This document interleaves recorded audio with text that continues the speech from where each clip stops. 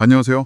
오늘 여러분이 보내주신 자료, 이름부터 흥미로운 올드스쿨 고시형 공부법 커리큘럼, 이걸 좀 같이 보려고 합니다. 네. 이게 뭔가 이름은 옛날 방식 같은데 또 10개월 집중훈련 계획 보니까 엄청 체계적이더라고요. 네, 맞아요. 이게 그냥 시간 계획표가 아니고요. 네, 좀 들여다보면 그 에빙하우스 망각곡선이라든지 네. 아니면 8BO의 이중부호화 이론 같은 그런 교육심리 원리들이 녹아 있어요. 실제 합격생들 경험이랑 같이요. 심리학까지요? 네. 그래서 오늘 저희는 이 방법론이 어떻게 돌아가는지 그 핵심 원리를 좀 파악해보고 이걸 또 여러분 학습에 어떻게 써먹을 수 있을지 그 가능성을 좀 찾아보려고 합니다. 좋습니다. 그럼 바로 한번 들어가 보죠. 이 10개월 플랜 첫 단계가 1개월에서 6개월인데 기본소를 3번이나 본다고요? 네, 3번이죠. 자료에 그 3바퀴는 돌려야 진짜 내 것 된다는 말이 있던데 솔직히 저는 한 번 읽기도 힘든데 이게 가능한가요? 3번을 어떻게 돌리죠? 하하, 이게 좀 벅차 보일 수 있는데 각 회동마다 목표가 좀 달라요. 핵심은 그냥 반복이 아니라 전략적인 반복이라는 거죠. 아, 전략적이요? 네, 첫 번째 읽을 때는 뭐랄까 그냥 빠르게 훑으면서 전체적인 그림, 숲을 보는 거예요. 그리고 사실 우리 뇌가 하루만 지나도 엄청 잊어버리잖아요. 에빙하우스가 말했듯이요. 네네, 망각곡선. 그렇죠. 그걸 막기 위한 거예요. 최대한 빨리 다시 한번 봐주는 거죠. 두 번째는 이제 좀 꼼꼼하게 밑줄도 긋고 자기 말로 요약도 해보고 아, 정리하면서. 네, 읽고 쓰고 뭐 중얼거리기도 하면서 여러 감각을 같이 쓰는 거죠. 5BO 이론처럼 시각이랑 운동 감각을 같이 쓰면 기억이 더 잘 되거든요. 오호. 그리고 마지막 세 번째가 어떻게 보면 제일 중요한데요. 백지 복습. 백지 복습이요? 네, 책 딱 덮고 그냥 백지에다가 자기가 아는 걸 다 써보는 거예요.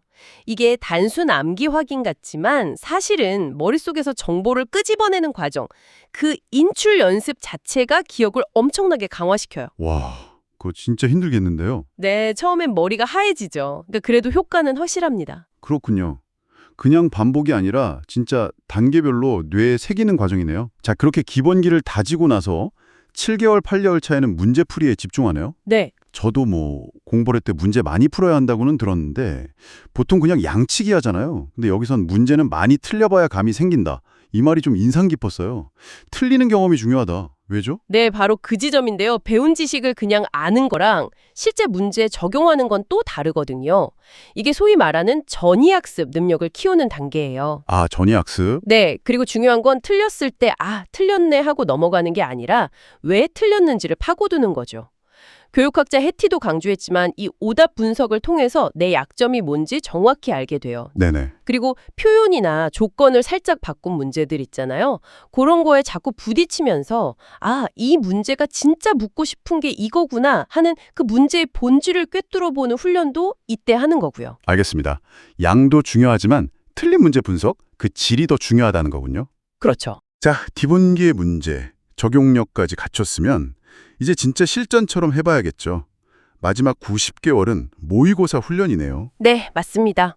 근데 이것도 그냥 성적 확인이 아니라 내 공부가 제대로 되었는지 검사하는 도구라는 관점이 되게 신선했어요. 마치 건강검진 받는 느낌? 오, 비유가 정확하신데요. 네, 맞아요. 모의고사는 그동안 배운 흩어진 지식들을 시간 압박 속에서 통합적으로 사용하는 능력을 점검하는 거죠. 네. 근데 더 중요한 건 이걸 통해서 내가 뭘 알고 뭘 모르는지를 정확히 아는 것, 즉 메타인지 능력을 키우는 거예요. 아, 메타인지. 네, 플라벨이 말한 그 메타인지요. 특히 모의고사를 보다 보면 반복적으로 틀리는 문제나 파트가 있거든요. 한 5번 이상 틀린다. 이건 명백한 약점 신호죠. 그렇죠, 그렇죠. 바로 그 부분을 다시 아까 말한 백지복습으로 돌아가서 메우는 거예요. 이 과정에서 학습 효율이 확 올라가는 거죠. 단순히 점수 확인하고 끝나는 게 아니라 약점 찾아서 보완하는 시스템인 셈이에요. 와, 듣고 보니 정말 치밀하네요. 근데요, 이렇게 계속 반복하고 틀린 것 또 보고 백지에 쓰고 이게 좀 너무 기계적인 거 아닌가 이런 생각도 들거든요. 아, 자료에도 이게 창의적 사고를 오히려 막는 거 아니냐, 그냥 단순 암기 아니냐 이런 질문이 있었잖아요. 이 부분은 어떻게 봐야 할까요? 창의성이랑은 좀 거리가 멀어 보일 수도 있는데. 그거 정말 중요한 질문이세요. 많은 분들이 그렇게 생각할 수 있죠. 근데요, 창의성이라는 게 아무것도 없는 백지 상태에서 막 뿅하고 나오는 게 아니거든요. 네, 그럼요. 오히려 잘 정리되고 정말 내 것이 된 탄탄한 지식 기반 위에서 발현되는 경우가 훨씬 많아요. 브루너 같은 학자들도 그렇게 이야기했고요.